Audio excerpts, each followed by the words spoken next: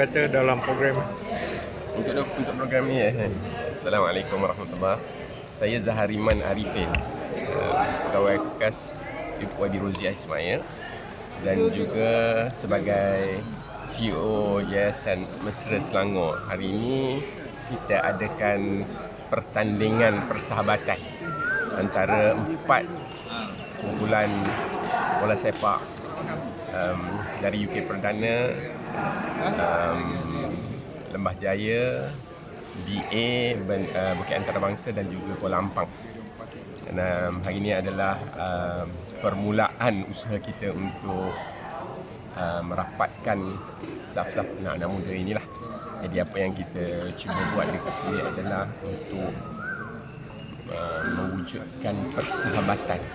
Ya, Lembah Jaya dengan Bukit Antarabangsa ini tak jauh sebenarnya, tetapi asyik kita sebut sebagai perlawanan. Itu agak hari ini saya nak sebut sikitlah bahawa tujuan kita ada ini bukan untuk berlawan, untuk melihat pertama siapa yang bersungguh di dalam usaha bola sepak ini, yang keduanya untuk merapatkan persahabatan ukhuwah masing-masing. Saya jangka insya-Allah kita akan teruskan bukan untuk tahun ini sahaja tetapi 5 tahun ke depan, sebab Wadi Roziah merupakan ahli parlimen yang baru dilantik dan mempunyai mandat selama 5 tahun. Jadi tujuan kita untuk adakan lawan persahabatan ini secara menyeluruh kedua-dua DUN, Bukit Antarabangsa dan Lembah Jaya, untuk kita dapatkan anak-anak muda bergiat. Sambil dia bergiat, dia juga dapat membantu masyarakat kita memperkenalkan usaha-usaha murni ini ke seluruh penduduk.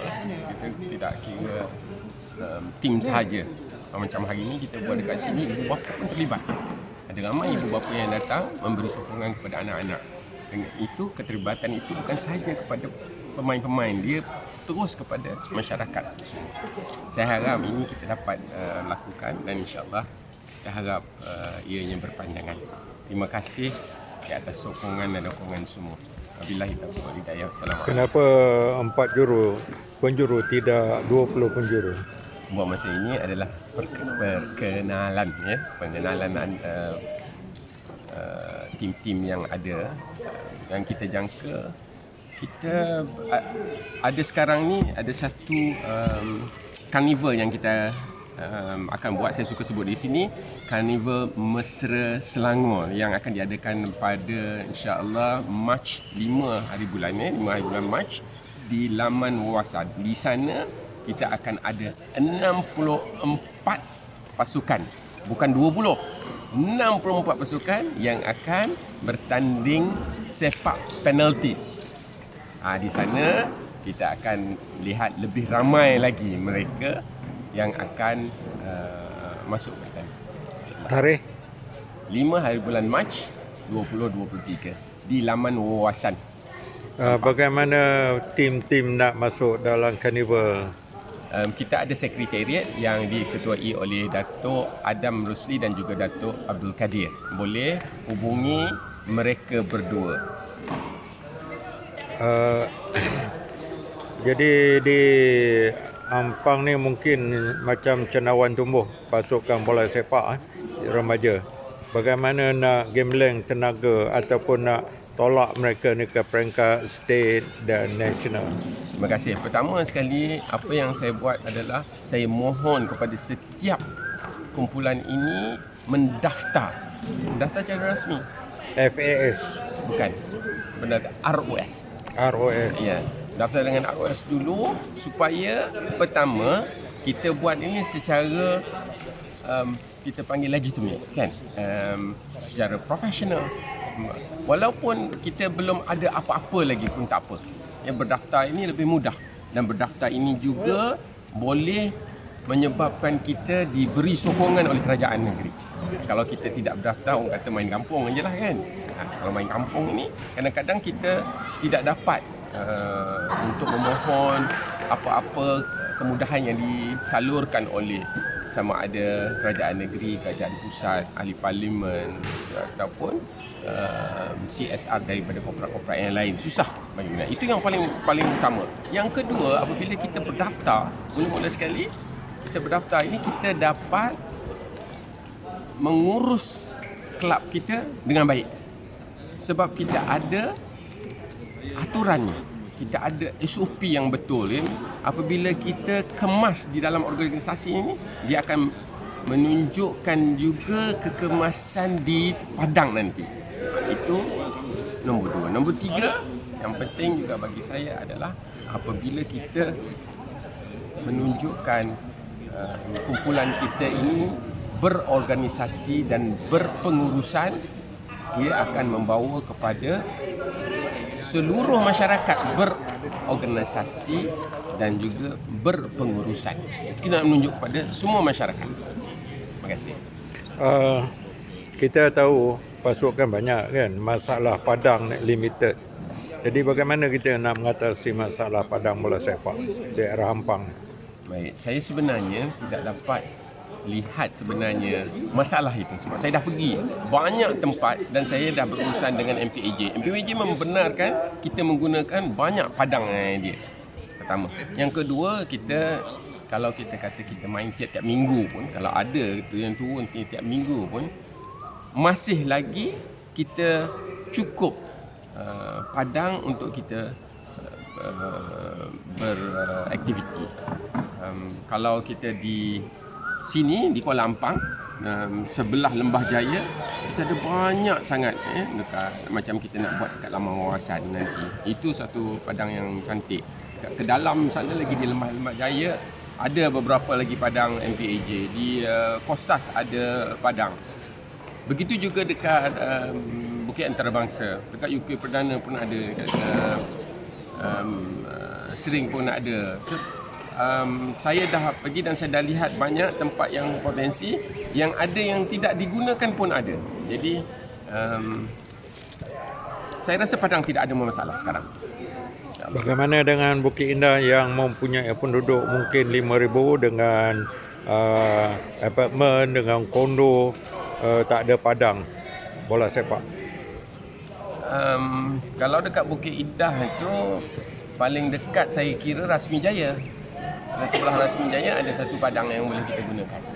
Itu kalau dan sekarang pun kalau kita tengok Rasmi Jaya dengan Bukit Indah dan juga sebelah kampung Datuk Mufti, semua-semua pun boleh berkumpul di situ. Dana tadi kan, bila dah register ROS, mereka automatically akan mendapat dana. Maknanya dana tu dari kerajaan, dari pejabat YB, atau dari mana, tuan? Terima kasih. Sebenarnya bukan automatik dapat dana. Yang kena betulkan di sini bukan automatik. Kita boleh mohon kemudahan-kemudahan yang diberikan. Tanpa pendaftaran kita dengan ROS ataupun SSM, kita tidak ada bukti yang legitimate bahawa kita ini adalah kumpulan yang diiktirafkan. Jadi apabila kita buat dekat ROS atau SSM, kita berdaftar memudahkan sama ada kerajaan negeri ataupun kerajaan pusat untuk menyalurkan dana. Tapi dana ini perlu dipohon. Kita tak boleh maknanya expect benda tu datang menggolek. Tak, kita kena mohon. Dan apabila kita mohon, ada beberapa perkara yang perlu kita tunjuk buktikan kepada kerajaan bahawa ini adalah satu kelab yang berdaftar. Itu. Dan barulah kita salurkan. Sekarang ni ramai pemain yang boleh bermain. Masalahnya, problemnya leadership ataupun ketua ataupun jurulatih ataupun coach. Terima kasih. Itu betul. Ada beberapa kekangan yang kita lihat. Kita nak coach profesional. Jadi kita mohon, kita bantu coach pertama coach. Kita mohon bantuan daripada beberapa fan club yang boleh dan kalau kita perlukan tim Selangor turun, kita akan usahakan supaya coach daripada Selangor dapat datang mendidik anak-anak muda kita di sini. Itu dari segi coaching, leadership, itu another. Satu lagi itu kepimpinan. Kepimpinan ini tidak semestinya coach itu sendiri. Kepimpinan ini macam captain, kita ambil dia sebagai seorang pemimpin kepada pasukan juga. Dan captain ini kita perlu apa yang kita sebut sentiasa TOT, kita train the trainer. Jadi kita perlu juga ada latihan-latihan khusus untuk leadership bagi kapten-kapten ini. InsyaAllah kita akan buat. Okey, kata terakhir Tuan untuk remaja untuk umur 18 tahun ni, sama ada dalam bidang sukan, dalam bidang kejurulatihan ataupun kraft tangan. Kalau ada yang lain-lain itu mereka terbuka. Kalau YB Roziah ni dia juga adalah Exco Kerajaan Negeri yang memegang portfolio usahawan, pembangunan usahawan. Jadi di dalam pembangunan usahawan ini banyak peluang-peluang yang boleh kita utarakan. Di antara anak-anak muda ini yang mungkin pertama dia suka berniaga, usahawan. Kita boleh tunjukkan dia, kalau dia dah ada burger ke, ada yang jual mi ke, ada yang nasi, betul semua kita boleh tunjukkan ataupun kita boleh salurkan, kita boleh didik, kita boleh tengok. Ada juga yang mereka suka kepada yang kita sebut sebagai TVET. TVET ini pun suatu